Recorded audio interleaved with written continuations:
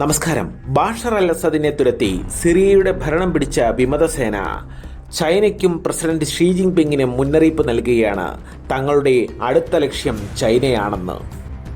HTSന്റെ നേതൃത്വത്തിലുള്ള സിറിയൻ റിബൽസിലെ പ്രബല വിഭാഗമായ തുർക്കിസ്ഥാൻ ഇസ്ലാമിക് പാർട്ടിയാണ് ചൈനയ്ക്ക് മുന്നറിയിപ്പ് നൽകിയിരിക്കുന്നത്. സിൻജിയാങ് പ്രവിശ്യയിലെ ഉയ്ഗൂർ മുസ്ലിങ്ങളെ ചൈന അടിച്ചമർത്തുന്നത് ഏറെക്കാലം തുടരില്ലെന്നും തങ്ങൾ ചൈനയിലേക്കെത്തി അവരെ മോചിപ്പിച്ച് പുതിയ രാജ്യമുണ്ടാക്കുമെന്നുമാണ് ടിപ്പ് അഥവാ തുർക്കിസ്ഥാൻ ഇസ്ലാമിക് പാർട്ടി പറയുന്നത്. HTSന്റെ കൂടെ നിന്ന് ബാഷർ അൽ അസാദിനെതിരെ പോരാടി വിജയിച്ച ഇവരുടെ സംഘടനയ്ക്ക് 10,000-ലധികം അംഗബലമുണ്ടെന്ന് കരുതുന്നു.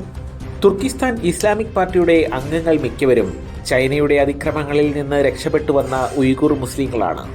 നേരത്തെ തുർക്കിസ്ഥാൻ ഇസ്ലാമിക് പാർട്ടിയുടെ പ്രവർത്തനങ്ങൾ പാകിസ്ഥാനിലും അഫ്ഗാനിസ്ഥാനിലുമൊക്കെ ഉണ്ടായിരുന്നെങ്കിലും ചൈനയുടെ സ്വാധീനം അവിടെ വർദ്ധിച്ചതോടെ അവിടെ നിന്നും രക്ഷപ്പെട്ടാണ് സിറിയയിലേക്ക് അവർ എത്തുന്നത്.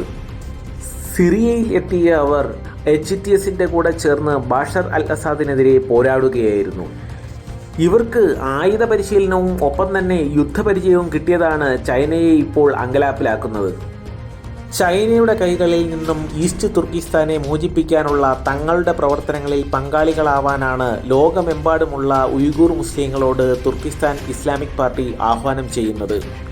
സിറിയയിൽ നിന്നുള്ള ഈ വെല്ലുവിളി ചൈനയ്ക്ക് പെട്ടെന്നുള്ള ഒരു ഭീഷണി ഉയർത്തുന്നില്ലെങ്കിലും കാര്യങ്ങൾ കുഴപ്പത്തിലേക്കാകാൻ അധികം സമയം വേണ്ടെന്നും ചൈനയ്ക്കറിയാം. തങ്ങൾക്കെതിരെ ഉയരുന്ന ഏത് ഭീഷണികളെയും അടിച്ചമർത്തുക തന്നെ ചെയ്യുമെന്നാണ് തുർക്കിസ്ഥാൻ ഇസ്ലാമിക് പാർട്ടിയുടെ ഭീഷണിയോട് ചൈന പ്രതികരിച്ചത്. ചൈനയുടെ അധിനിവേശത്തിൽ നിന്നും സിൻജിയാങ്ങിനെ മോചിപ്പിക്കാൻ ഇസ്ലാമിൻ്റെ സൈനികർ ചൈനയിലേക്ക് വരികയാണെന്നാണ് TIPയുടെ നേതാവ് അമീർ അബ്ദുൽ ഹഖ് അൽ തുർക്കിസ്ഥാനി പറയുന്നത്.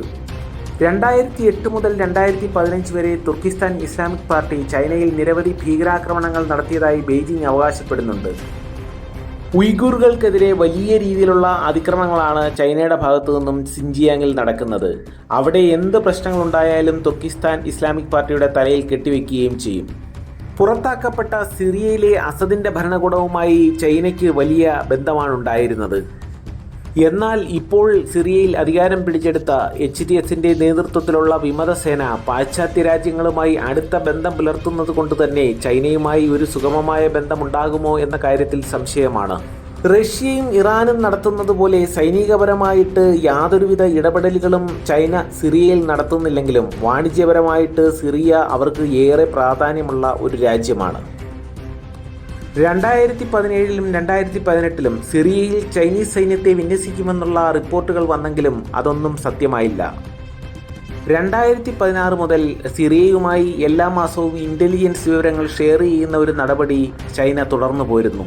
തുർക്കിസ്ഥാൻ ഇസ്ലാമിക് പാർട്ടി ഉൾപ്പെടെയുള്ള എക്സ്ട്രീമിസ്റ്റ് സംഘടനകളുടെ നീക്കങ്ങളെക്കുറിച്ചുള്ള വിവരങ്ങളാണ് പ്രധാനമായും ബെയ്ജിങ്ങും ദമാസ്കസും തമ്മിൽ ഷെയർ ചെയ്തിരുന്നത്. എന്നാൽ ബാഷർ അൽ അസാദ് അധികാരത്തിൽ നിന്നും വീണതോടെ ഈ ഇൻ്റലിജൻസ് ഷെയറിംഗ് സംവിധാനം അവസാനിച്ചിരിക്കുകയാണ്. ശക്തമായ ആയുധ പരിശീലനവും മതിയായ യുദ്ധപരിചയവും നേടിയ ഉയ്ഗുറുകൾ സിൻജിയാങ്ങിലേക്ക് മടങ്ങിയെത്തിയാൽ അത് തങ്ങൾക്ക് വലിയ വെല്ലുവിളിയാകുമെന്ന് ചൈനയ്ക്ക് നല്ലതുപോലെ അറിയാം. തുർക്കിയുടെയും അമേരിക്കയുടെയും ഒക്കെ അകമഴിഞ്ഞ പിന്തുണ കൂടി ലഭിക്കുന്നതുകൊണ്ട് സിൻജിയാങ്ങിലേക്ക് മടങ്ങിയെത്താൻ TIP അംഗങ്ങൾക്ക് വലിയ പ്രയാസം നേരിടേണ്ടി വരികയുമില്ല. സിറിയയിലുള്ള ഉയ്ഗുറുകൾക്ക് അവിടുത്തെ പ്രാദേശിക കമ്മ്യൂണിറ്റിയുമായി യോജിച്ചു പോകാൻ കഴിയുന്നില്ല. ഭാഷയാണ് പ്രധാന തടസ്സം.